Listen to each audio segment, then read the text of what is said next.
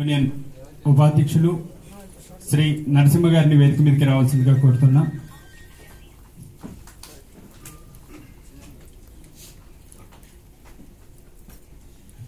Telangana journalist union ఏర్పడిన నాటి నుంచి నేటి వరకు ప్రజా సంక్షేమమే లక్ష్యంగా ప్రజలతో మమేకమవుతూ ప్రజా సమస్యలపై ఒక కొత్త గొంతుగా కూడా నినదించాలి అనేటువంటి ఒక సంకల్పంతో ప్రతి నెల ఒక నేతతో ఒక కార్యక్రమాన్ని ఏర్పాటు చేసి ప్రజా సంక్షేమాన్ని దృష్టిలో పెట్టుకొని ముందుకు సాగాలని నిర్ణయించడం జరిగింది.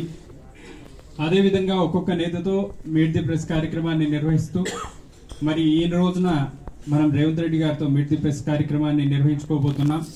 ఇందులో ముఖ్యంగా కూడా ముందస్తు ఎన్నికలు, అదేవిధంగా నిన్న జరిగినటువంటి ప్రగతి నివేదన సభ, అదేవిధంగా రాష్ట్రంలో జరుగుతున్నటువంటి పాలన తీరు వ్యవస్థ, ఎలక్షన్లపై కాంగ్రెస్ పార్టీకి ఉన్నటువంటి అవగాహన, అదేవిధంగా వారి యొక్క వ్యూహం, ఇలాంటి అన్ని అంశాలని కూడా చర్చలోకి తీసుకొని వాటి విషయాల మీద సమగ్రంగా మాట్లాడేటువంటి అవకాశం మనకు దొరికిందని భావిస్తూ మరి రేవంత్ రెడ్డి గారిని మాట్లాడవలసిందిగా కోరుతా ఉన్నాం.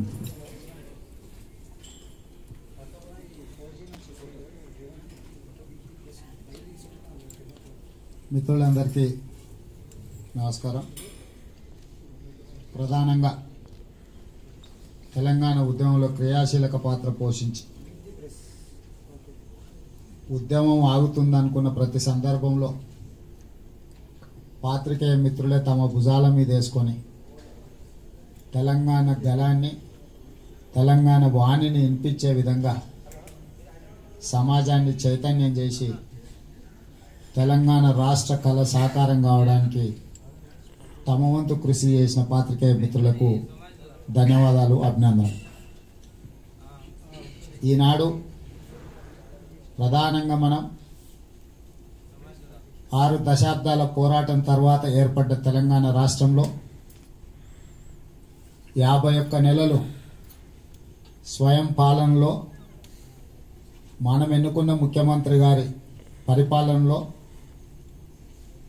ఉద్యమ సందర్భంగా చెప్పిన అంశాలు, ఎన్నికల సందర్భంగా టిఆర్ఎస్ ఇచ్చిన హామీలు, వారు ముఖ్యమంత్రి అయిన తర్వాత తీసుకున్న నిర్ణయాలు, ప్రధానంగా ఈ 3 అంశాలను ఈరోజు మనము ఒక సందర్భం వచ్చింది చర్చించుకొని, విశ్లేషించుకొని, అవగాహన కల్పించుకొని మళ్ళీ ముందుకు ప్రయాణం చేయాల్సిన సందర్భం ఇది. అయితే ప్రధానంగా ఉద్యమం అనేది తెలంగాణ రాష్ట్రానికి కొత్త కాదు. తెలంగాణ రాష్ట్రం ఏర్పడకంటే ముందు కూడా ఈ ప్రాంతంలో ఎన్నో ఉద్యమాలు జరిగినాయి. ఈ ఉద్యమాలకన్నిటి కూడా ఊపిరిలూదింది అత్యంత సామాన్య ప్రజానికం, ప్రధానంగా దళితులు, గిరిజనులు, బలహీన వర్గాలకు సంబంధించిన ఆదివాసీ అడవి బిడ్డల నుంచి మొదలు పెడితే హైదరాబాద్లో ఉండే మైనారిటీ సోదరుల వరకు నిజాం నవాబులకు, రజాకర్లకు వ్యతిరేకంగా తెల్లదొరల పాలకులకు కప్పం కడుతూ ప్రత్యక్షంగానో పరోక్షంగానో మన మీద అజమాయిషీ చేస్తున్న సందర్భంలో ప్రజలందరూ మమేకమయ్యే విధంగా, స్ఫూర్తినిచ్చే విధంగా ఒక రామ్జీ గోండునో, కొమరం భీమ్నో, చాకలి ఐలమ్మనో, సర్దార్ సర్వాయి పాపన్న గౌడో, సురవరం ప్రతాప్ రెడ్డో, సోయబుల్లా ఖానో, ఈ రకంగా ఎంతోమంది చరిత్రకారులను మనం గుర్తు చేసుకోవాల్సిన సందర్భం ఇది. చరిత్రలో ఎక్కడ దోపిడీ జరుగుతుందో, ఎక్కడ పరాయి పాలన జరుగుతుందో, ఎక్కడ పరాయి పాలనలో పీడితులుగా సామాన్య ప్రజలు కష్టాలను అనుభవిస్తుంటారో ఆ ప్రాంతాలను అన్నింటిని కూడా తెలంగాణ అనొచ్చు అని చెప్పి ఆనాడు తెలంగాణ కోసం నడుం బిగించి పోరాటం చేసిన వాళ్ళు విశ్లేషించడం జరిగింది. వాస్తవమే, తెలంగాణకు ఉన్న గాయాలు, జరిగిన అవమానాలు అన్నీ ఇన్ని కాదు. వాటి గురించి ప్రస్తావిస్తే ఎన్ని రోజులైనా ఎన్ని గంటలైనా సరిపోదు. కానీ తెలంగాణ సమాజం నిఠారుగా నిలబడి నిజాం నవాబుల నుంచి విముక్తి పొందిన తర్వాత మళ్ళొకసారి ఉమ్మడి రాష్ట్రంగా ఏర్పడి మన అభివృద్ధిని ఉమ్మడి రాష్ట్రంలో మనం చూసుకోవచ్చు అని చెప్పి ఆనాటి పాలకులు తీసుకున్న నిర్ణయంతో 1956 నుంచి మొదలు పెడితే 2014 వరకు రకరకాల సంఘటనలు, రకరకాల నిర్ణయాలు, రకరకాల పోరాటాలు. అయితే ఈనాడు పాలకులు సమయానుకూలంగా చరిత్రలో తమ చరిత్రనే ఉండాలి, చరిత్ర చదివితే తమ కుటుంబాన్ని గుర్తు చేసుకోవాలి, తమ కుటుంబం తప్ప తెలంగాణలో ఎవరి గురించి కూడా ప్రస్తావన కూడా ఉండకూడదు అనే విధంగా పాలకులు ఈరోజు వ్యవహరిస్తున్నారు. కొంతమంది ప్రసార సాధనాలు కావచ్చు, పత్రికలు కావచ్చు, కొంతవరకు సహకరిస్తున్నట్టుగా సమాజానికి అనిపిస్తున్నది. ప్రధానంగా చంద్రశేఖరరావు గారైనా, కల్వకుంట్ల తారక రామారావు గారైనా ఒక మాట మాట్లాడుతుంటారు, రక్తం చుక్క చిందకుండా మేము తెలంగాణ రాష్ట్రాన్ని సాధించినమని.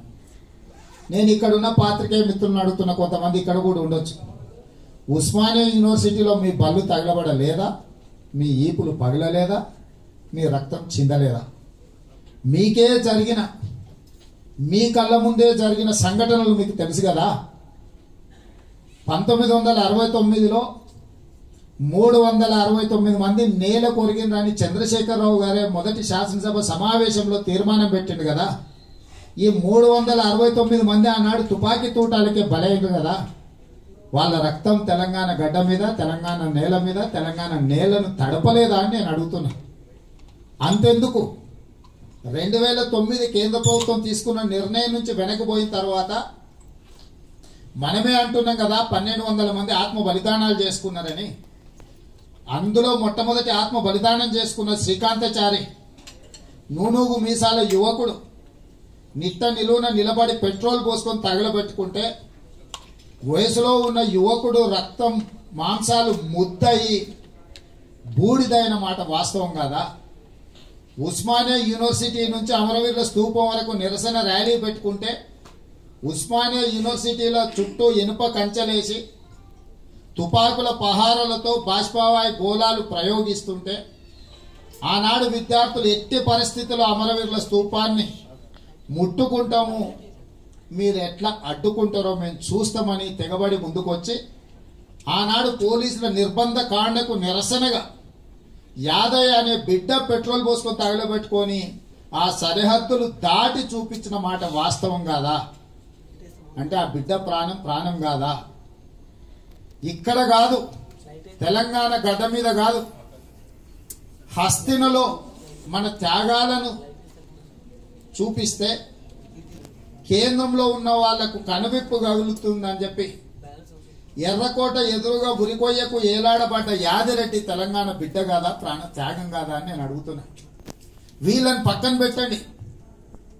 కానిస్టేబుల్ కిష్టయ్య ముదిరాస్ ఒక ప్రభుత్వ ఉద్యోగంలో ఉండి తన జీవన ప్రమాణాలు మంచిగానే ఉండి కుటుంబాన్ని మంచిగా సాక్కోవడానికి అన్ని అవకాశాలు ఉన్న కానిస్టేబుల్ కిష్టయ్య డ్యూటీలో ఉండగా తన డ్యూటీలో ఇచ్చిన 303 తుపాకీ కంటకు పెట్టుకొని కాల్చుకొని నేల కొరుగుతూ కన్న తల్లినో పుట్టిన బిడ్డలను గుర్తు చేసుకొని తెలంగాణ తల్లి గురించి, తెలంగాణ రాష్ట్రం గురించి ఆలోచన చేసింది. ఆనాడు 303 తుపాకీ తూటాకు నేల కొరిగే సందర్భంలో కానిస్టేబుల్ కిష్టయ్య రక్తం తెలంగాణ నేలను తడుపుతే రక్తం చిందలేదని తండ్రి కొడుకులు చెప్తుంటే పాత్రికేయ మిత్రులందరూ కూడా మౌనంగా అది నిజం అన్నట్టుగా, అదే నిజం ఉన్నట్టుగా భ్రమలు కల్పించే ప్రయత్నం జరుగుతుంటే ప్రశ్నించాల్సిన గొంతుకలైన మీరు మేము మౌనంగా ఉంటే ఇది న్యాయమా అని నేను అడుగుతున్నా.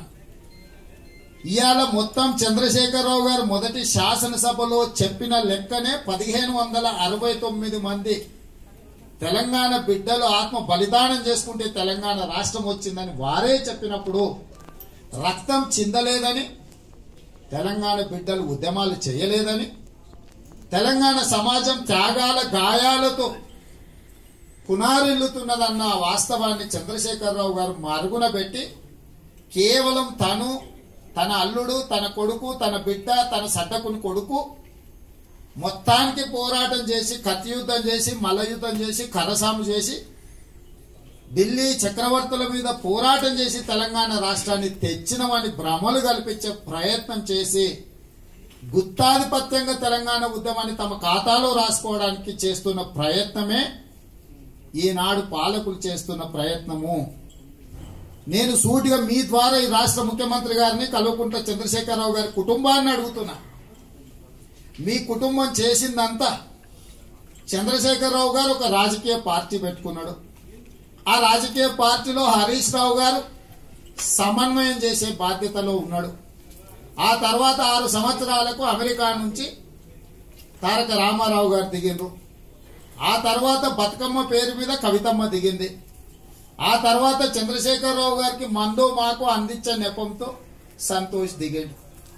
మీ కుటుంబం చేసిందంతా రాస్తా రోకోలో నిరసనలు తెలపడమో, అప్పుడప్పుడు బతుకమ్మలు ఆడడమో, అప్పుడో ఇప్పుడో బంధుల పాల్గొనడమో, లేదా వంట వార్పు పేరు మీద రోడ్ల మీద పప్పన్నం తినడమో. ఈ పనులు కాకుండా బతుకమ్మలు ఆడడమో, రాస్తారోకో చేయడమో, బంధువులలో అప్పుడప్పుడు నిరసన తెలపడమో, వంట వార్పు చేయడమో కాకుండా మీ కుటుంబం చేసిన త్యాగం ఏంది? మీ కుటుంబాన్ని పక్కన పెట్టండి. మీ బంధువులు ఎవరన్నా, మీ చుట్టాలు కానీ, మీకు అయినోళ్ళు కానీ, మీకు కావలసిన వాళ్ళు కానీ ఎవరైనా తెలంగాణ కోసం ప్రాణ త్యాగం చేసిండ్రా? మరి ఎలాంటి త్యాగాలు చేయని మీ కుటుంబంలో ఎవరి రక్తం చిందకుంటా, ఒక్క బిడ్డ కూడా శ్మశానానికి పోకుండా తెలంగాణ రాష్ట్రం మేమే వీరోచితంగా పోరాటం చేసి తీసుకొచ్చినామని చెబుతుంటే మేమందరం మౌనంగా విని ఊరుకోవాలా? శ్రీకాంతాచార్యనో, యాదయ్యనో, కానిస్టేబుల్ కిష్టయ్యనో, ఈశాన్ రెడ్డినో, వేణుగోపాల్ రెడ్డినో, యాదిరెడ్డినో, కవితా నాయకునో ఈ బిడ్డల త్యాగాలను గుర్తు చేసి స్మరించుకోవాల్సిన అవసరం లేదా అని నేను అడుగుతున్న సందర్భంగా పాత్రికేయ మిత్రులను. 51 నెలల చంద్రశేఖరరావు గారి పరిపాలన తర్వాత ఈ ప్రశ్న మమ్మల్ని దహించి వేస్తుంది. ఈ ప్రశ్న ఎంతో మనోవేదనకు గురి చేస్తుంది. కళ్ళ ముందరనే జరిగిన సంఘటనలన్నింటినీ కూడా కళ్ళారా చూసిన మేము, ప్రత్యక్షంగా ఉద్యమంలో పాల్గొన్న మేము, మా కళ్ళెదుటనే మేము చూస్తుంటేనే కాలి బూడిదైన బిడ్డల త్యాగాలను మసకబారి మబ్బులు కమ్మి చరిత్ర పుటలలో తెరమరుగైపోతుంటే తెర మీదికి తీసుకురావాల్సిన బాధ్యత ప్రజాప్రతినిధులుగా మా మీద లేదా?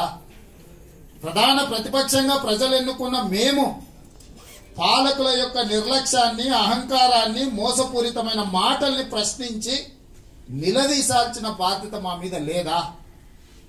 మేం చేస్తున్నప్పుడు పెడుతున్న అక్రమ కేసులను మీరందరూ గమనిస్తలేరా?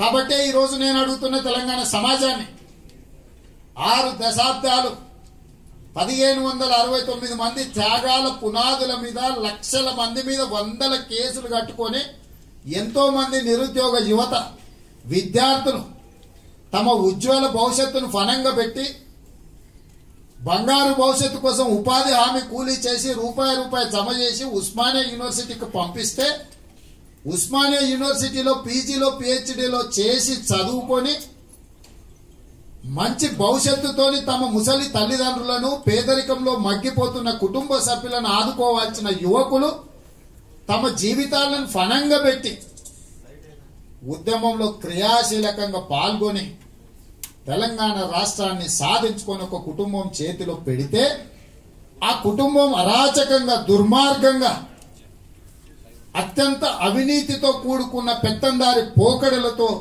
తెలంగాణ సమాజాన్ని పట్టి పీడిస్తుంటే చర్చించాల్సిన అవసరం లేదా అని నేను అడుగుతున్నా. కాబట్టే ఈరోజు తెలంగాణ సమాజంలో ఉన్న చైతన్యాన్ని మళ్ళీ ఒకసారి సంధికాలం అనుకొని బుద్ధిజీవులు గాని, విద్యార్థులు గాని, అమరవీరులు గాని, నిరుద్యోగ యువత గాని, తెలంగాణలో ఉన్న వివిధ సామాజిక వర్గాలు తండాలలో, గూడాలలో, మారుమూరు పల్లెలో తెలంగాణ ఆకాంక్ష కోసం త్యాగాలు చేసిన వాళ్ళందరూ కూడా కొంతకాలం ఓర్మితో ఓపిక పట్టినరు. ఈ సంధి కాలంలో ప్రభుత్వం చేసే నిర్ణయాలు ఏమైనా మాకు మంచి జరుగుతుందేమో చూద్దామనుకున్నారు. చంద్రశేఖరరావు గారు నీళ్లు, నిధులు, నియామకాలే తెలంగాణ ఆకాంక్ష అని అనుకుంటున్నాడు, చెప్తున్నాడు. నేను ఈ సందర్భంగా సూటిగా విస్పష్టంగా పాత్రికేయ మిత్రులకు చెప్పదలుచుకున్నా. తెలంగాణ సమాజం నీళ్లు, నిధులు, నియామకాల కోసం ఏ రోజు కూడా అడగలే.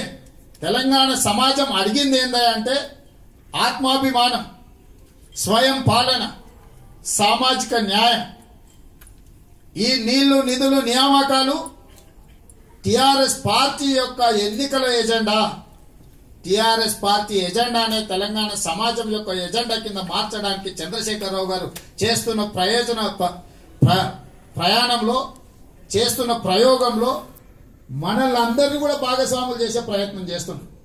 తెలంగాణ సమాజంలో ఎప్పుడు కూడా సమైక్య పాలనలో కూడా సంక్షేమ పథకాలు, పక్కా ఇల్లు కట్టించింది సమైక్య పాలకులు కాదా, దళితులకు భూములు ఇచ్చింది సమైక్య పాలకులు కాదా, ఉచిత కరెంట్ ఇచ్చింది సమైక్య పాలకులు కాదా, ఆరోగ్యశ్రీ తీసుకొచ్చింది సమైక్య పాలకులు కాదా, 108, 104 తీసుకొచ్చింది సమైక్య పాలకులు కాదా, ముసలి వాళ్ళకు పెన్షన్ ఇచ్చింది సమైక్య పాలకులు కాదా, ఫీజు రియంబర్స్మెంట్ ఇచ్చింది సమైక్య పాలకులు కాదా, దళితులకు అసైన్మెంట్ భూమి ఇచ్చింది సమైక్య పాలకులు కాదా, నాగార్జున సాగర్ కట్టింది సమైక్య పాలకులు కాదా, శ్రీశైలం కట్టింది సమైక్య పాలకులు కాదా, జూరాల కట్టింది సమైక్య పాలకులు కాదా, శ్రీరామ్ సాగర్ కట్టింది సమైక్య పాలకులు కాదా.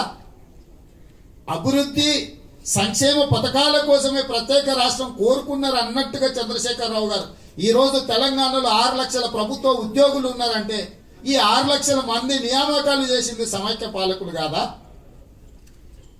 కుల వృత్తులకు, చేతి వృత్తులకు కోటి వరాల పేరు మీద చంద్రబాబు నాయుడు గారు అవో ఇవో తాయిలాలు ఇవ్వలేదా తెలంగాణ సమాజానికి. ఈ తృణప్రాయమైన సంక్షేమ పథకాల కోసం ఇన్ని వందల మంది ఆత్మ బలిదానాలు చేసుకున్నారని చంద్రశేఖరరావు గారు చెప్తుంటే చూస్తూ ఊరుకోవాలా మేము. ఏం జరుగుతుంది తెలంగాణ సమాజంలో ఆలోచన చేసి చర్చించాల్సిన సందర్భం రాలేదా అని చెప్పి నేను పాత్రికేయ మిత్రులను అడుగుతున్నా. తెలంగాణ సమాజం అంతా నడుం బిగించింది. రామ్జీ గోండు నుంచి కొమరం భీం వరకు, చాకలి ఐలమ్మ నుంచి సోయబుల్లా ఖాన్ వరకు, నిన్న మొన్నటి శ్రీకాంతాచారి, యాదయ్య, కానిస్టేబుల్ కిష్టయ్య త్యాగాలు ఆత్మ అభిమానం కోసం, స్వయం పాలన కోసం, సామాజిక న్యాయం కోసం పోరాటం చేసిండ్రు. ఇవాళ తెలంగాణలో ఎవరికైనా ఆత్మాభిమానం అనేది ఎక్కడైనా ఉందా? నీ బాంచన్ దొర అనే పరిస్థితులు ఇవాళ తెలంగాణ సమాజంలో రాలేదా? నిన్నటికి నిన్న చంద్రశేఖరరావు గారు మాట్లాడుతుంటే మీరు గతంలో ఇబ్రహీంపట్నంకు, మహేశ్వరంకు కృష్ణా జలాలు అందిస్తామని హామీ ఇచ్చిండ్రు, దాని గురించి చెప్పండి అని మంచిరెడ్డి కిషన్ రెడ్డి చీటీ ఇస్తే ముఖం మీద ఇసిరి కొట్టిండు. ఇంతకంటే అవమానం ఎక్కడన్నా ఉంటుందా? మొన్నటికి మొన్న చంద్రశేఖరరావు గారు ప్రెస్ కాన్ఫరెన్స్ పెట్టినప్పుడు మీరు ప్రభుత్వాన్ని రద్దు చేసి ముందస్తు ఎన్నికలకు పోతారా అంటే వారు ఇచ్చిన సమాధానం ఏందా? నేను రద్దు చేస్తే మా మంత్రులకి చెప్పని మీకు చెప్తానా అన్న.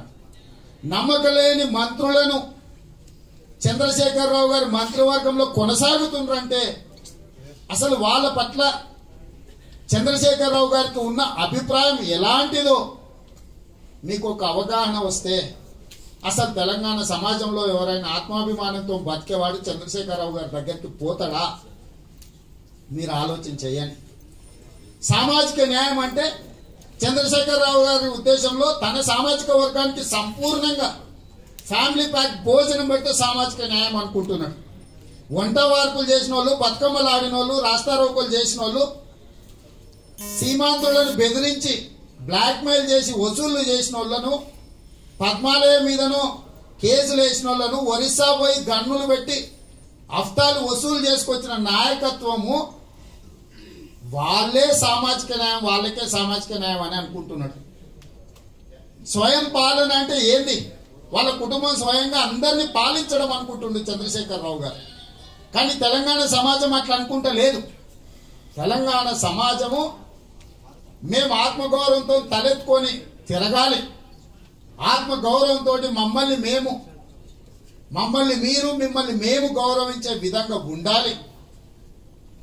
సమాజంలో ఉన్న బడుగు బలైన దళిత గిరిజన మైనారిటీ వర్గాల యొక్క ప్రాతినిధ్యాన్ని మంత్రివర్గం నుంచి పరిపాలనలో ప్రతి దగ్గర కనిపించాలి.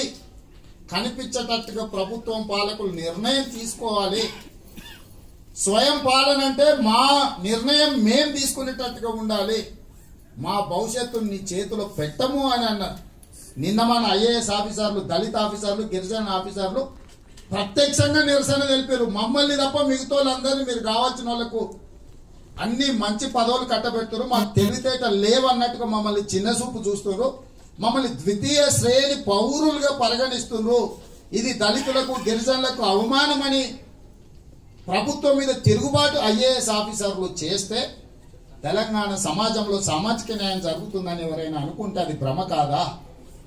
ఇవాళ తెలంగాణ కోసం అహర్నిశలు కృషి చేసిన చుక్కా రామయ్య గారు కావచ్చు, వరవర్రావు కావచ్చు, హరగోపాల్ గారు కావచ్చు, గద్దర్ కావచ్చు, విమలక్క కావచ్చు, గోరె టెంకన్న కావచ్చు, ఎవరైనా కానీ ఈరోజు బయటికి వెళ్ళి ఆనాడు నిర్బంధాలలో నిషేధాలలో ఉన్నప్పుడు కూడా ప్రజా సంఘాల పేరు మీద సభలు సమావేశాలు పెట్టి తెలంగాణ సమాజాన్ని చైతన్యం చేసిన మాట వాస్తవం కాదా?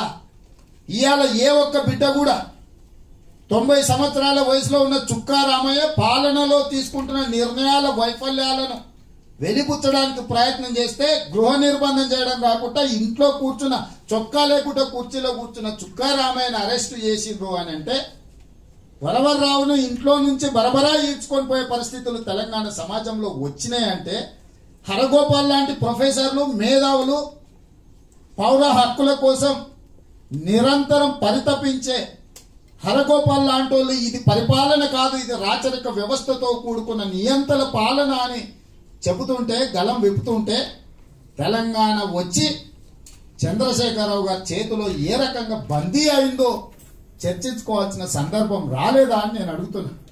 శాసనసభ నుంచి నిరసన తెలిపిన శాసనసభ్యుల యొక్క సభ్యత్వాన్ని శాశ్వతంగా రద్దు చేసి పార్టీ ఫిరాయించిన వాళ్లకు మంత్రి పదవులు ఇచ్చి శాసనసభలోనే ఇతర సభ్యుల చేత ప్రతిపక్ష సభ్యుల మీద మూకుమ్మడి భౌతిక దాడులు చేయించి తెలంగాణ సమాజాన్ని భయభ్రాంతులకు గురి చేసి లొంగ తీసుకోవాలని చేస్తున్న చంద్రశేఖరరావు గారి ప్రయత్నాన్ని తెలంగాణ సమాజం గమనించాల్సిన అవసరం ఉందా లేదా?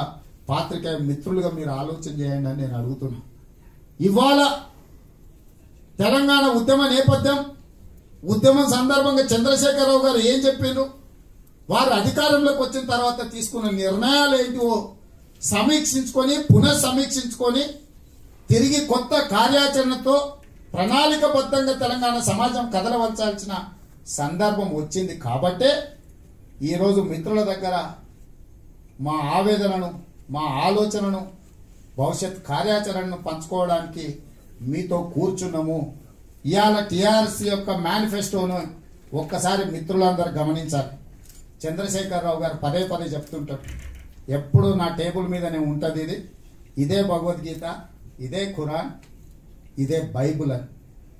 ఈ ఖురాన్, ఈ భగవద్గీత, ఈ బైబుల్ వెనకాల లోపల అంతా ఎందుకు కానీ ఇక్కడ సవివరంగా ఒక్క పేజీలో ఉన్నది, మిత్రులందరూ చూడాలి. ఇందులో తెలంగాణ వచ్చిన వెంటనే తెలంగాణ మేధావులతో ఒక సలహాదారుల కమిటీ చేస్తాను.